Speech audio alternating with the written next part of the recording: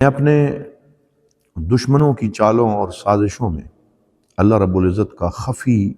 लुत्फ़ देखता हूँ, क्योंकि जब वो साजिशें करते हैं और मकर व फ़रेब करते हैं तो मैं सब्र करके मेहनत करता हूँ। फिर दिन फिरते हैं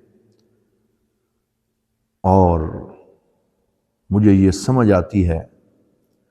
कि उनकी नापसंदीदगी भी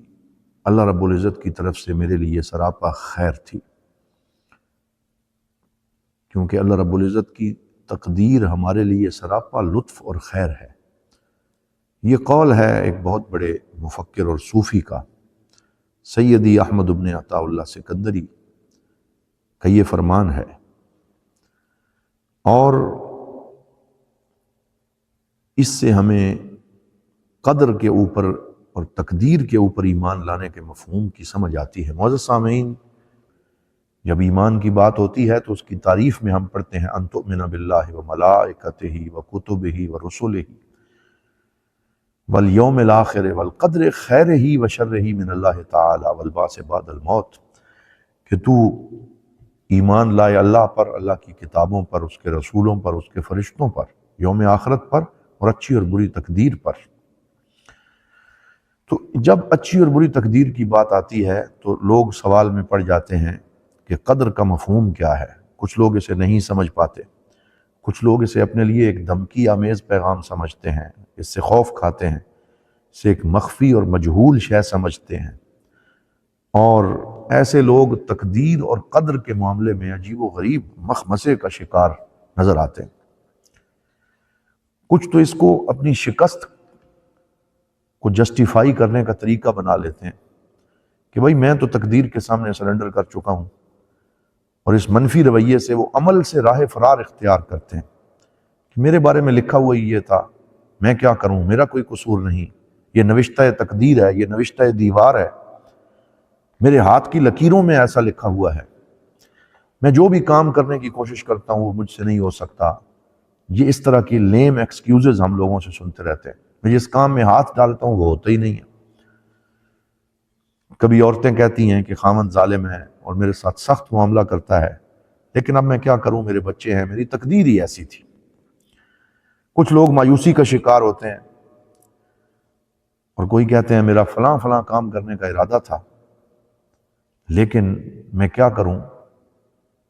ऐसा लिखा हुआ है कि मेरी जिंदगी ऐसी ही गुजरनी है। तू ही नादां चंद कतरों पर कनात कर गया, वरना गुलशन में इलाजे तंगी ये दामा भी था। बाज लोग ये कहते हुए सुनाई देते हैं कि भाई मेरे से तो ट्रैफिक, मवासलात और खाने पीने के पैसे ही पूरे नहीं होते, मैं हैंड टू माउथ जिंदगी गुजारता हूं, मैं जिंदगी में और क्या करूं, बस ऐसे ही गुजारा चल रहा है। ये जो तकदीर का गिला मुख्तलिफ शक्लों में करते हुए हमें लोग नजर आते हैं, इन्होंने दर हकीकत अल्लाह की तरफ से लिखी हुई उस तकदीर के सही मफहूम को समझा ही नहीं है,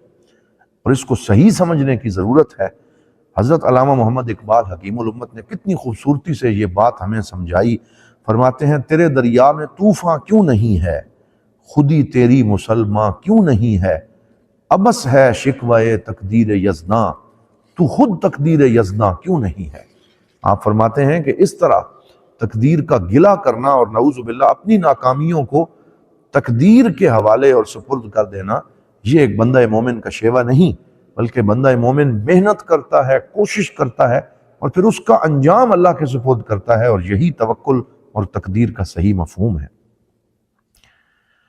तो तकदीर वो नहीं जो इंसान को आजिज बना दे, ज़ईफ और कमज़ोर बना दे। हमने नऊज़ु बिल्लाह तकदीर को एक बेहोश करने वाला मुखद्दिर और इंजेक्शन समझा हुआ है कि जो नशा पिला के इंसान को नाकाम कर दे। अल्लामा फरमाते हैं नशा पिला के गिराना तो सबको आता है, मज़ा तो तब है कि गिरतों को थाम ले साकी, जो बादा कश थे पुराने वो उठते जाते हैं, कहीं से आबे बकाए दवाम ले साकी, कटी है रात तो हंगामा गुस्तरी में तेरी, सहर करीब है अल्लाह का नाम ले साकी। तो अल्लाह का नाम लेके आगे बढ़ो, हिम्मत करो, हौसला पैदा करो। बहुत सी बातें इस हवाले से की जा सकती हैं, लेकिन जो समझने की बात है वो ये है कि कदर और तकदीर का मफहूम तंग नहीं बल्कि बहुत वसी है। उलमा ने लिखा کہ قدر اللہ لیس قدرا ضیقا بل ہوا قدر واسع، کہ یہ تقدیر مفہوم ضیق اور تنگ مفہوم نہیں بلکہ وسیع مفہوم ہے، کیونکہ اللہ کے ناموں میں سے ایک نام یا واسع ہے، وہ وسعتیں عطا فرماتا ہے، وہ تنگیوں سے نکال کے انسان کو آسودگیاں عطا فرمانے والا ہے۔ لہٰذا جو بندہ حوصلہ نہ ہارے، ہمت نہ چھوڑے، محنت اور کوشش کرتا رہے، تو کوئی وجہ نہیں کہ اللہ تعالیٰ اسے ایک تقدیر سے دوسری تقدیر کی طرف نکالتا ہے، تنگ تقدیر سے وسیع تقدیر کی طرف لے کے آتا ہے۔ تو تقدیر کا مفہوم بہت وسیع ہے، اور اس کے اندر بندہ چاہے تو آگے سے آگے بڑھتا چلا جائے، اور اللہ تعالیٰ اس کے لیے راہوں کو آسان فرماتا چلا جاتا ہے۔ بس ایک منزل ہے بلحوث کی، ہزار رستے ہیں اہل دل کے، یہی فرق ہے بس اس میں مجھ میں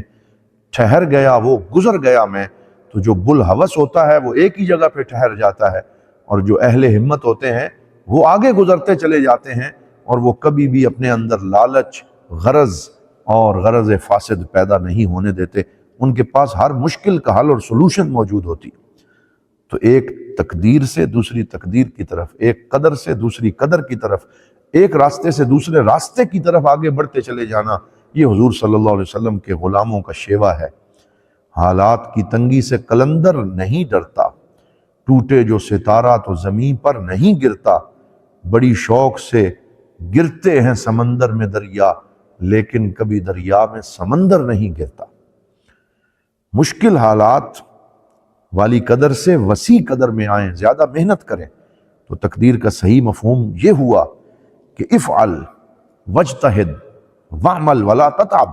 کہ کوشش کر، محنت کر، اپنے آپ کو تھکا ہوا محسوس نہ کر، بلکہ اپنے گولز اور اہداف کو اچیو کرنے کے لیے آگے بڑھتا رہ۔ اور اگر تو نے ہمت جاری رکھی اور اللہ پہ بھروسہ رکھا تو پھر تیری راہ میں کوئی رکاوٹ پیدا نہیں ہوگی، کیونکہ اللہ تعالیٰ نے خود وعدہ کیا ہے فَإِنَّ مَعَ الْعُسْرِ يُسْرًا إِنَّ مَعَ الْعُسْرِ يُسْرًا، بے شک ہر تنگی کے بعد آسانی ہے، ہر تنگی کے بعد آسانی ہے۔ اور حضور صلی اللہ علیہ وسلم نے فرمایا ایک تنگی دو آسانیوں پر بھاری نہیں ہو سکتی، اللہ نے ہر جگہ پہ تنگی ایک رکھی ہے اور آسانیاں دو رکھی ہیں، یعنی اللہ تعالیٰ ضرور بندے کو اس کے توکل اور حوصلے کو دیکھتے ہوئے ان تنگیوں سے نکال کے پھر آسانی عطا فرما دیتا ہے۔ حضرت سیدہ نفیسہ، نفیسۃ العلم والمعرفہ، امام حسن مجتبیٰ کی پوتی ہیں، اور آپ کا مزار پرانوار مصر میں ہے۔ آپ اکثر یہ شعر پڑھا کرتی تھیں، اور آپ بھی آج بھی ان کے مزار پرانوار پہ لکھا ہوا ہے ضاقت فلم مستحکمت حلقاتها فرجت وکنت اظنها لا تفرج، کہ حالات کی زنجیر میرے گرد تنگ ہوئی، اور اتنی تنگ ہوئی کہ جب اس کے حلقوں نے مجھے جکڑ لیا پھر وہ کھل گئی اور ٹوٹ گئی۔ وکنت اظنها لا تفرج، میں تو سمجھ رہی تھی کہ یہ اب زنجیر حالات کی اتنی ٹائٹ ہو گئی ہے کہ یہ نہیں کھل سکے گی، لیکن جب اللہ کا لطف شامل حال ہوا تو وہ زنجیر ٹوٹ گئی، اور حالات کی تنگی سے پھر مجھے وسعت نصیب ہوئی۔ یہ وہ امید ہے جو بندہ مومن کی علامت ہے، اور یہ وہ اللہ رب العزت کی رحمت پہ بھروسہ ہے جو ہر شخص کے اندر ہونا چاہیے۔ ضاقت فلم مستحکمت حلقاتها فرجت وکنت اظنها لا تفرج۔